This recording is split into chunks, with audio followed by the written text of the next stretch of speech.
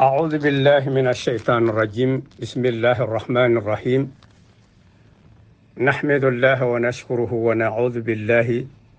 من شرور أنفسنا وسيئات أعمالنا. من يهديه الله فلا مضل له ومن يضلل فلا هادي له. بعد علي بعد معلمين إمام سيسي نات جنبي ينكر كرو تليفولو من كتا نوفمبر كنالي بي كونتون كالي بي فاباندي كناتو كون فنان كان كولا مولو كان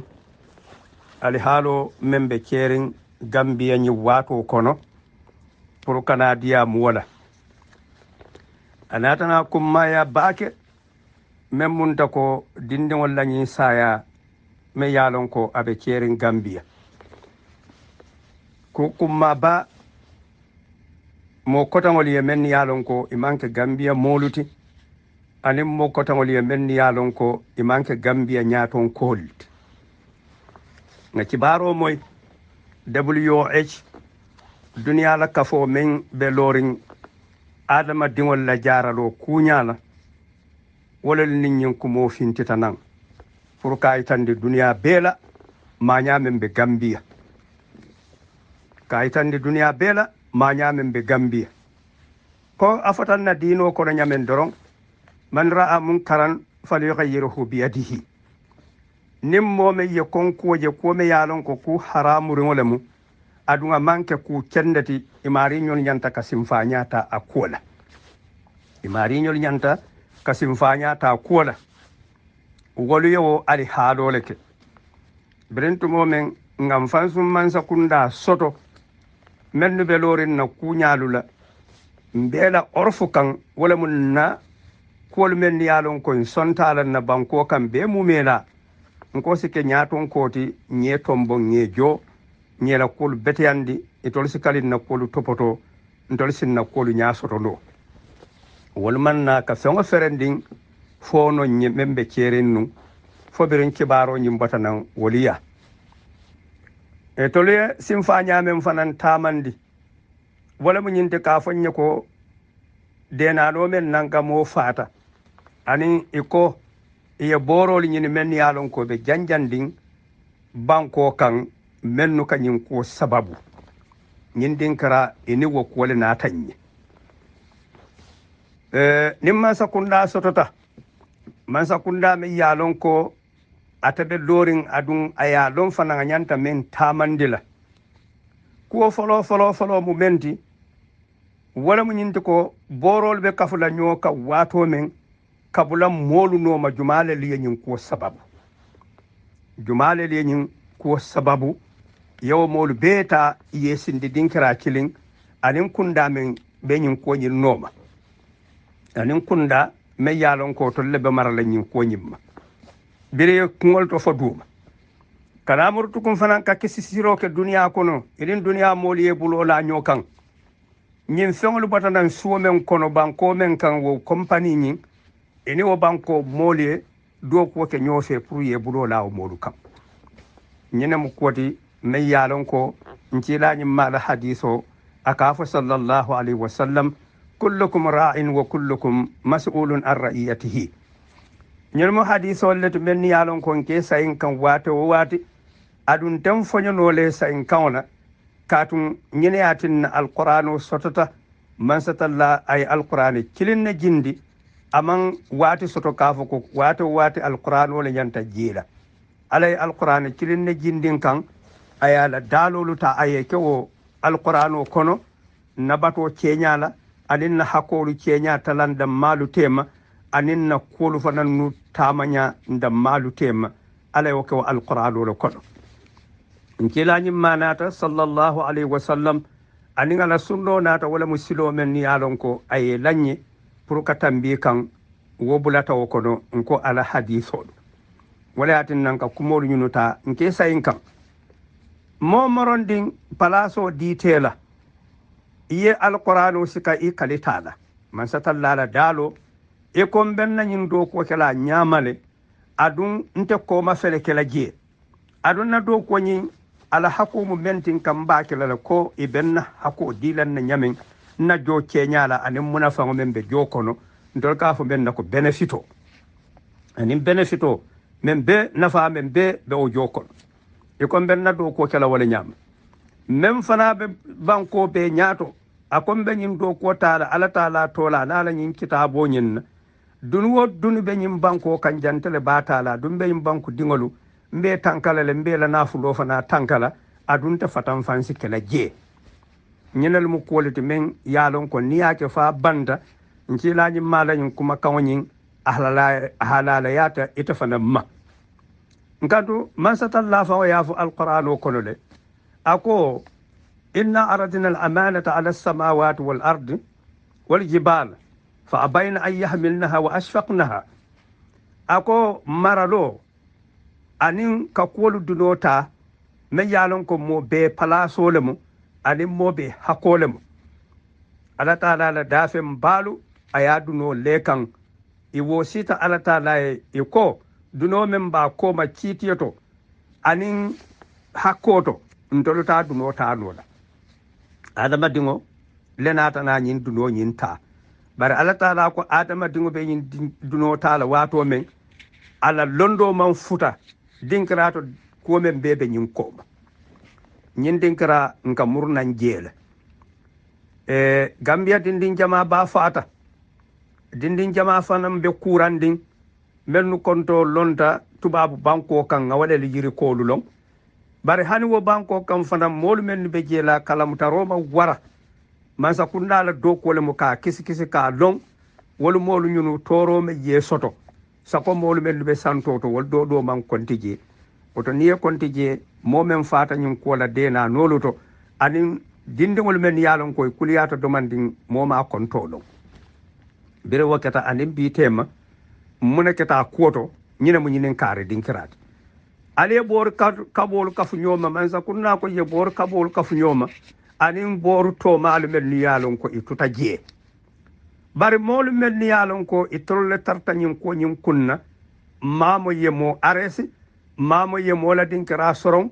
mamo ye india man sakunda fanan kontaki mamo ye company nyimmen fanan yalon ko yenyin ko nyim bataje man sakunda ye je samana katu ko nin aman senea imari buka ko kurundin ke noje fo nin atara manke dumul damaloti anin ka kul be dundi mboli nyamo ko adama dingo me yalon ko man satalla ya dada nyin kamma isina ka alatala batun wo mo taw woro siyata bakele nim mo me yalon ko ya adama dingo fanya ya junu bodon katu man satalla ya fole adama dingo kun kilingo ni ya fa be ko men ko birimbe adama la fombe bimento ya adama dingo bele fa ni ya kilin dahandi fanan birimbe adama la fo bi ya bele dahandi sako ning atara wolketa molute men ni yalon ko denane merangolu le muti denane merangolu men ni yalon ko mambulu bani maralon ibalu batate kunna hamalatuhu ummuhu karhan wa wada'atuhu karhan wa hamaluhu wa fisaluhu 30 shahran balu ye nyaagi bondi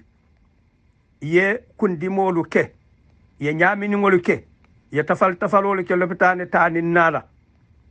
isingolu yitita ikolu dimita kare kononto kono yewde nanolu ta ye wulu adama dingol men yalon ko e hadumeta fongola karola ye borolu sambana wode nanolu fata o hako kabba gomu junubole te me yalon ko awarta baake junubole mo me yalon ko danna sita junubole mo me yalon ko amasilango fanasi wara adama dingo fe me yalon ko aye kaliman satal dala kitabola ko abew adama dingolu abewolelu tankala man satalla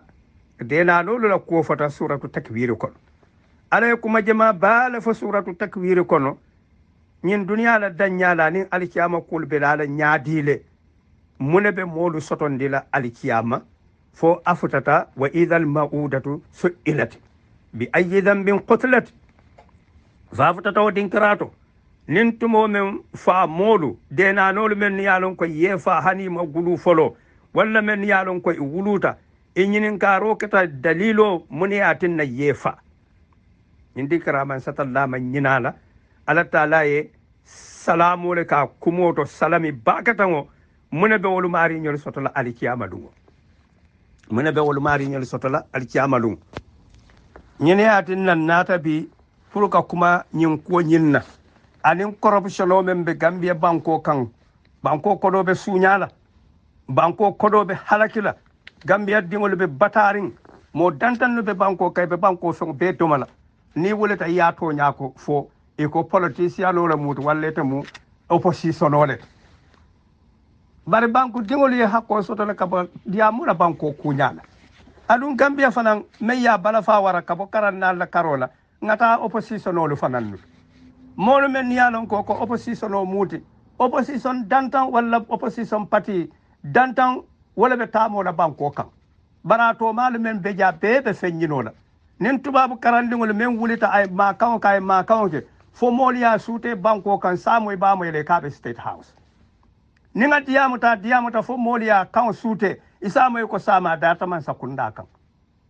ka faniya fasa ka ku fasa men yalon ko aman soto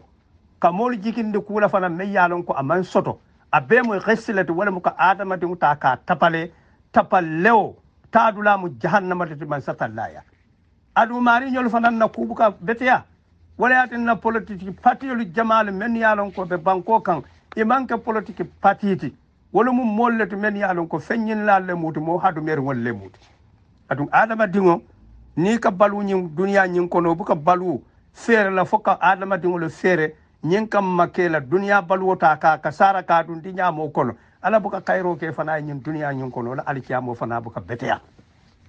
oto mbadingolu ñinel mu quality bin nata pour ka même fo adu ngal kane fo ñu diamo la Gambia dingul ci diamo la kolula adu kana koma tafa nanke mo morondi ninga be ñaaton kayala amu molete me yalon ko do ko le ditala adu nga mari ka jola la nyanta la do ko kala nyamale na man ka nyama bir mimbarol to fo sata wol kono fo bendula to mari ñolu nyantal pour ko wañare ñin kam man ni man sila ala taala la e sila adama dingol le saje sila ke barota ya falin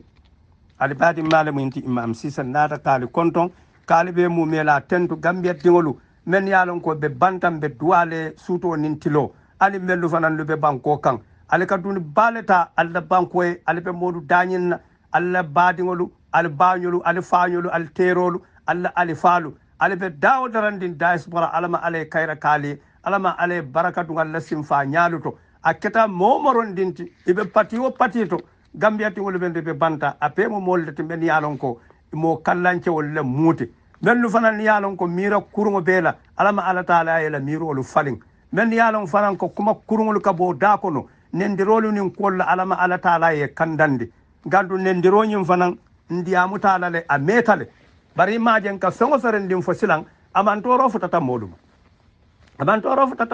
dum mol men be maralola wala lu moluti men yalon ko nyin kukunta be ya bondi banko kan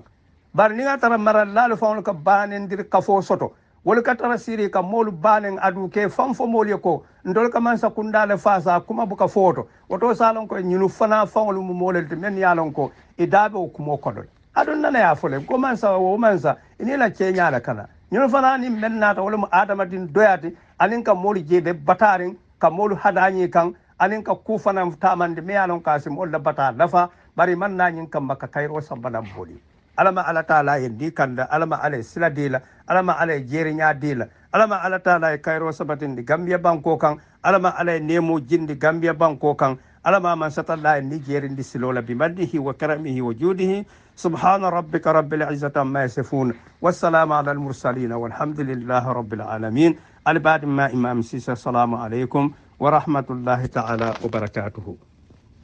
ولياتنا أكم ماياتا نين القرآن آيو وإذا الموءودة سئلت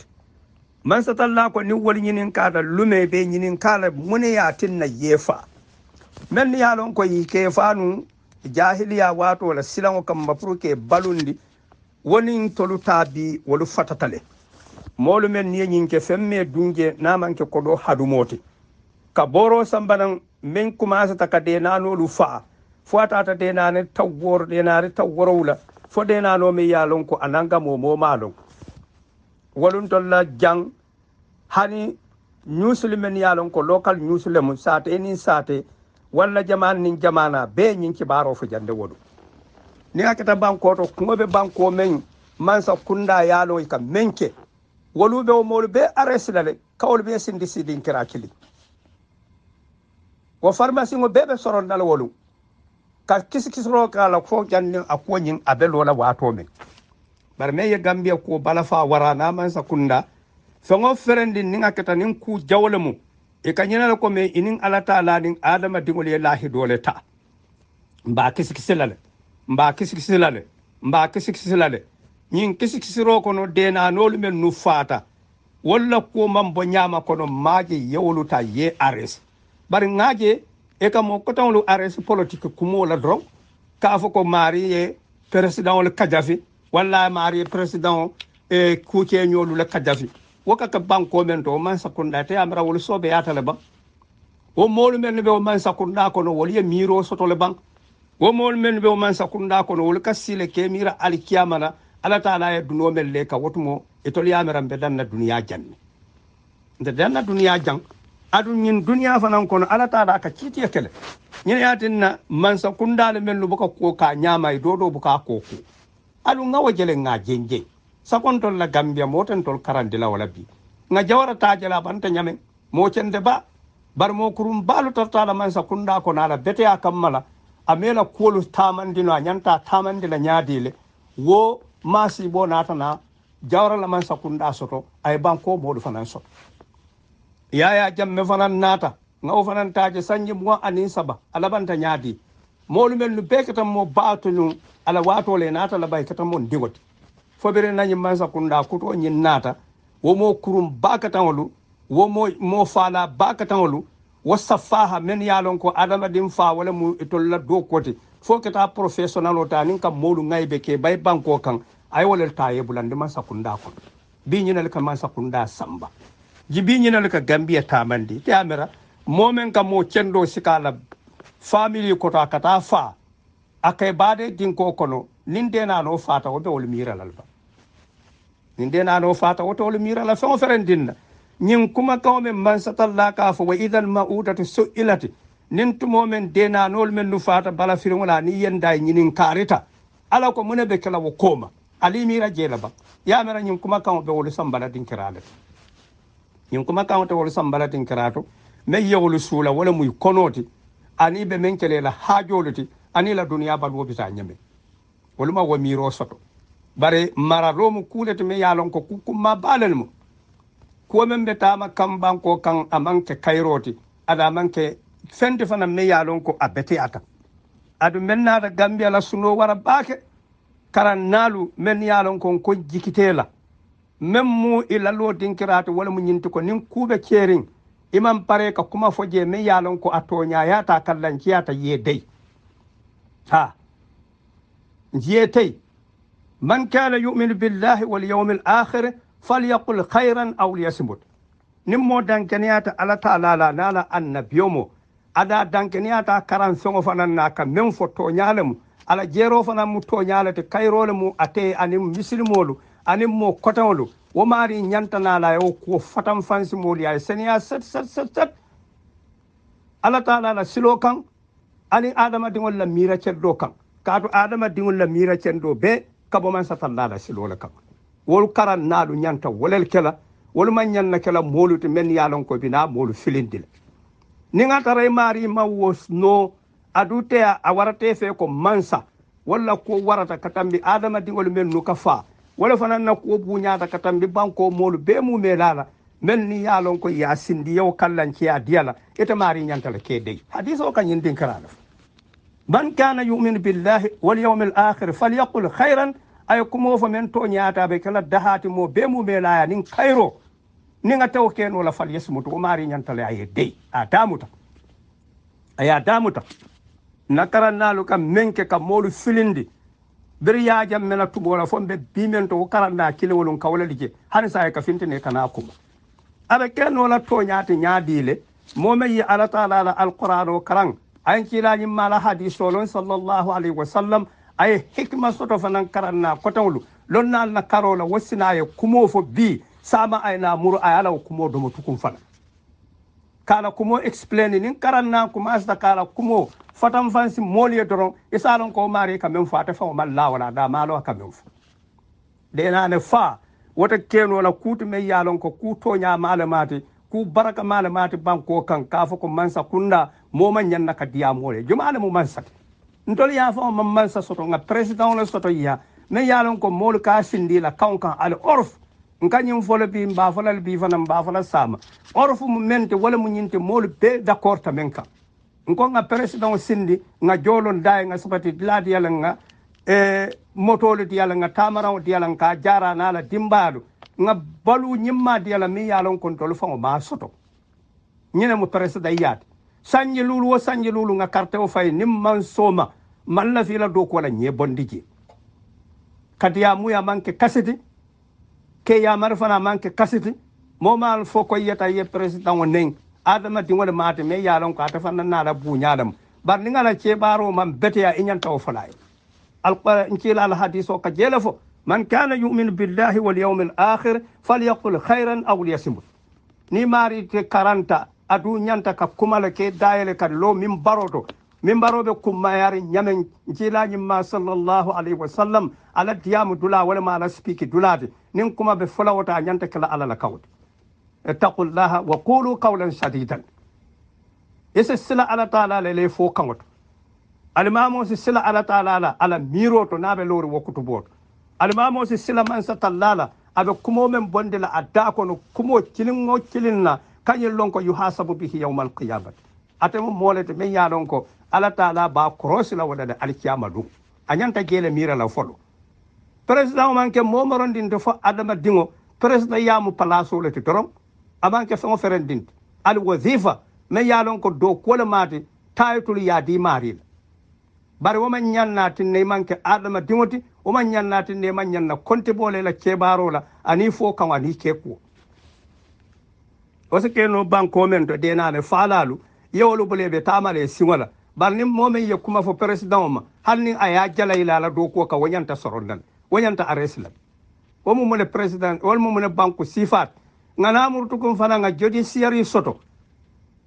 me yalon ko justice department wala la do ko nyanta kala nyinde nin ñu ñon ko wulita ye wuli ya police all crime men yalan ko be lorin crime ko wala gambia kuriya ko wala ye wulindi taanye mo si falu RSG sindi din karakili ibe mo kiskisi la nyaadi le obe tamala singala abitalin nala bari nim mo me ye tay kuntindi soto iso mari ares ni ko mo me yalan ko misale fela opposition wala mate ni woye kuke isata mari ares aboka ke bankuto wo banko moli e kayro soto so nyim lonnal men yalon ko ka finti kanyum kuma sifa sota man soto ala taala la kitabo to ila miro le mat amanke so ferendinde fo fongol la miro me yalon ko ka sambana moli ala taala mawof ala men fo le mu to nyaase fo nci la fo sallallahu alaihi wasallam falyaqul khairan aw liyasmut kumo fo men seniyata wadde mariye dey amanke forasawti lonna kan ka kulolo tongoto ka fo ko membe cering yefinti yafo nimman toro beji ni alon ko man saka kodo dila adu ke balwala ila soto sina kuntuno abeni ala taala la tema kana kuma fama ite ila kodo ta do yede ngana murutu kum fana nyeboy ko gambia molu man tarabatari nte nga fo jang na kutu botonu bata membe gambian tol men be banta jantol le yalo kadu momoronde ni ka dola keme fula kinu bi ka fenki men siata wotila dimbali ya ni la boli woto bata be o banko kanne adu men fana fa be banko sambo kan aya fole fangolo dale be jamu yari kuwo kurundi ni kaake adama dingola balwo be dendinga la gambia be koleare men kum mayata wala mu jara lo fangoti mo buka hañi sayin pour kata lopitano to kata jara lo la walla e boro sa fe yeta sa o be banko men to wonya lonnale man fintino kadiyamo maral lali yela silo falin yela miro falin yela simfanya falin foy ko banko wo man batata o banko boluka yana murtukum fana yembol bolo sayala yalo wala mu nyinti man kana yu'minu billahi wal yawmil akhir falyaqul khayran aw liyasmut kuma fa men tonya yata saniyata ani miro fana benta ni ma fowno ye dey isaje mari si sutura adu simbolu fana du tahandi ni moolu be bataariŋ i ka jikoo lo ila bankoo lonnaalu le kaŋ ila jamanoo lonnaalu ila siiñoo lonnaalu i ka taa wo le ye a kumboo la pour ñiŋ kamma i si finti i si tooñaa fo annabiyo moolu naata wo le kamma man annabiyo mo je miŋ ye a loŋ ko a naata ñiŋ duniyaa ñiŋ kono a maŋ naa moolu la ñaatonkoolu kaŋ kawolu tilindi annabiyo moolu bee naata wo le la i ka wo le tilindi niŋ a tara moo maŋ ñaŋ na ka tooñaa fo wolu ye ka kuma fo wolu ye silaŋ wolu alla taala la kitaaboo nafaa le i be diyaamu la jumaa le le fuwaarolu niŋ fuwaarolu naata siitee ñaato jumoo to i se a fo wolu ye ali ye foño jeenoo la ali ye foño suuñaaroo la ali ye foño faniyaa la bari niŋ mo maŋ sati feŋo ferendindiyaata i siwo meŋ ka fo kulloo konontolu maŋ feŋ ferendilloo woto bari meŋ ka fo cenebaa to meŋ nukkaa fo ŋa wolu je a ye ñee tentu fana gambiya diŋolu ali si wuli ali ye diyaamu ali ye a la woosiyo fanaŋ bondi kuru ye a be daawo darandiŋ ali ye a le buloo cooti jeeye moolu mennu be siiriŋali ñaato i ka joo maŋ bankoo la naamoolu la banku diŋo bee le ka wo dooku hani gambiya fuwaarolu ka naamoo joo korodaalu bee bulu santoo to moolu mennu ye a loŋ ko ka senoo ke a bee ka kodoo joo a bee ka taa ñiŋ tubaabu karandiŋolu le la jifoo kono ye a bee ta yaatiña ye halaki moolu mennu be jaaraloo la gambiya i ñanta ye sila ala taala la kaatunte tula ñiŋ duniyaa ñiŋ kono bari tolu ma ala ñaa silaŋo loŋ ye meŋ loŋ wo lemu moolu ka meŋ fo wo ke dew baake niŋ a fota i si kuma wulindi bankoo kaŋ meŋ si moolu ñinandi wo kuwolu la i se a je moolu te wo diyaamoo ke le te wo kumoo fanaa fota adamadiŋo maŋ feŋo ferendiŋ soto fo a wuluu feŋo a ye wo le soto alla taala la daafeŋolu maŋ feŋ soto fo ye meŋ lu wuluu biriŋa beeŋolu i ke la deenaanoolu tanka hani beeŋolu ke la deenaanoo tanka hani sisewo a ka la deenaanoo tanka hani kunoolu i ke la deenaanoolu tanka sako adamadiŋo be waraliŋ ñame wo ka faa bankoo meŋ to moolu la hadumoo la aniŋ la duniyaa la foo le tolu la baluwo ye beteya ye a la wo mu kuu le ti meŋ ye a loŋ ko a masilaŋo warata baake